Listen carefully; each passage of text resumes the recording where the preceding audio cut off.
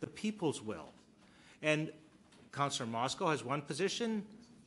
Others have other positions. But I don't think that sometimes in these kinds of debates, an ethical divide is drawn between those on one side who are with the good guys and or good gals, and they're trying to establish principles here, and on the other side, it's people who are not. And I don't think that that's a good way to typify this. The way I would contextualize this discussion is this is probably the last big debate that we will be having around setting a new set of ethical standards for us as city councillors.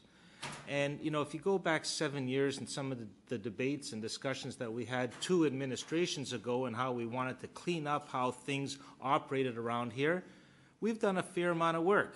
We've put in place an ombudsperson or ombudsman, a lobbyist registrar, an integrity commissioner. Each of those debates were really intense, and each of them only won by a little. Why? Because we're seeking institutional change.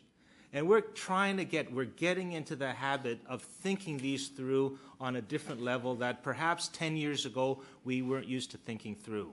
And I would put this issue in that same kind of category, that we're trying to up the ante. And frankly, I think if you look at the last 6, 7 years of government here at the City of Toronto, we haven't done too bad.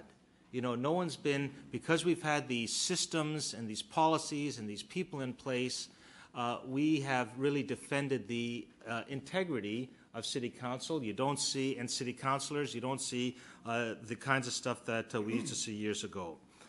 Third point that I want to make is that I acknowledge that there is some truth to what Councillor Moscow is saying. However, I do think that it will be reducing the influence is an important goal. I do think, though, that it will reduce the influence, because what will happen, you know, if this new system gets put in place, all the people who are the presidents and CEOs of these companies, they're going to be Googled by these folks, and they're going to put them on those spreadsheets, and we're going to know very, very quickly within 6 months of the next election who related to who and how, both on the corporate side, probably on the not-for-profit side as well, on the union side as well. There's going to be a very, very good analysis done. So the transparency, I think, will continue. It won't be pushed underground. What I think will happen, and this is what we need to do when we look at this policy, is what will be the consequences of this action? And to me, what will happen is that it will spread the contributions out more. We're going to push this thing down. So rather than folks having to make 100 phone calls to get $750 from a whole, 100 people, we're going to have to get those $100 contributions, those $50 contributions. It will just flatten out the whole thing. Even a corporate director or president of a development company will have to go to her husband or his wife, to the board of directors. They're going to have to talk. They're going to have to say, hey, I'm supporting candidate X. Why don't you support candidate X? So I think and that's exactly what we want. We want this to broaden the conversation. So I think that's what will happen. Last point I want to make is that this is really another step in the process of democracy. The next step, it seems to me, as the mayor indicated as well, and I think there's a challenge to Fair Vote Canada, Vote Toronto, and all the other organizations, to look at this issue, to take up the challenge. If it's one person, one vote, one donation, then it seems to me this whole issue of non-resident owners has to be taken on. Could you wrap up, please, Councillor? And last sentence, and also the issue of if you're a resident of Toronto and not a citizen, if you have the right to donate, you have the right to vote as well. Yeah. Thank you, Councillor. Councillor Carroll to speak. Well, Mr. Deputy Mayor, in many ways, Councillor Mihevc has spoken to some of the things I wanted to speak to. On this issue, I'm sure the city clerk will recall my speech when we discussed it before this election, and is waiting for me to get on my pulpit about the grant program, and I'm not going to. And I'll tell you why. I've learned something. What we're doing today which has been outlined many times here today as a first step that would lead to that grant program that brings the individual who may not do any work with the city back to the game, has been spoken of as something that will follow. And I'm understanding now that what we're talking about today, we're talking about because the people want it. We know it was generated by a councillor's motion. We know that Councillor Walker got the ball rolling, but only because he was in the convenient position of having chaired Low those many years ago in election finance and reform subcommittee. Its findings came to his administration committee just after I was elected, and a number of my colleagues sitting here. And so he had been in that room and he had heard from citizens, some that are here today, that this is what people want. And the issue of accountability in the city is I think one of those things that has rolled us to this point. Councillor Mihevik spoke of our full suite of accountability offices.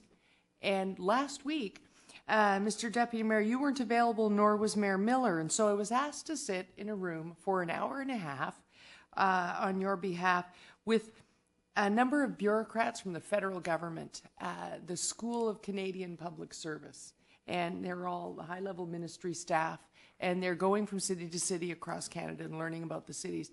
And many of their questions were about that suite of accountability offices. How on earth do you do that in a municipality? My answer was, with great difficulty. And then I said, but to be serious, it is evolving. It is unfolding before us, and it is setting an example across the country. Why else would they be sitting there asking those questions? Why else would they report to me in that meeting that on one of their visits, when they got to Edmonton, most of the questions from the councillors and mayor there back to the School of Canadian Public Services, what do federal governments, provincial governments do in terms of helping us to understand this new role at the municipal level, and how might we institute it? And that's the kind of example that a city like ours can set. It's immediately known to people because of our size, because we have no peers. Our municipalities look at us, and they're all considering this, because I don't think we're the only city where the community is asking for this. And we can talk about whether or not that's ill-advised. You're asking for something that doesn't solve your problem. This will happen, that will happen. We can go on forever. But we don't get to revel in our achievement if, when we get to what the people believe is the final and crowning touch on that full suite of accountability offices, we can't truly celebrate that as we get to the end of a second mandate of this administration if we don't give them that one last thing that they are asking for. The piece about what we know, the piece about how we know that we have to play around with the model right now for election finance. And if ever there was a city that needed to clean up their Election Finance Act and who gets nominated and who gets elected, it was certainly New York City. And they've done it with a grant program. But that's our piece. The citizens are asking for their piece today, and they see it as the grand finale to the accountability that we are developing and we have brought to this city. And so this is the piece we have to do. It doesn't matter why they want it or whether or not we think it solves their problem. It'll be our role to go on until we have solved the problem with our own convictions. Those are inside ball pieces, and we do have to do them. But this one we really need to do before 2010 because they need it, they want it, and it will be welcomed across the country in municipalities. Thank you, Mr. Mayor. Thank you, Councillor. Councillor Kelly, speak. Oh, sorry, Councillor Fletcher. My apologies. Thank you.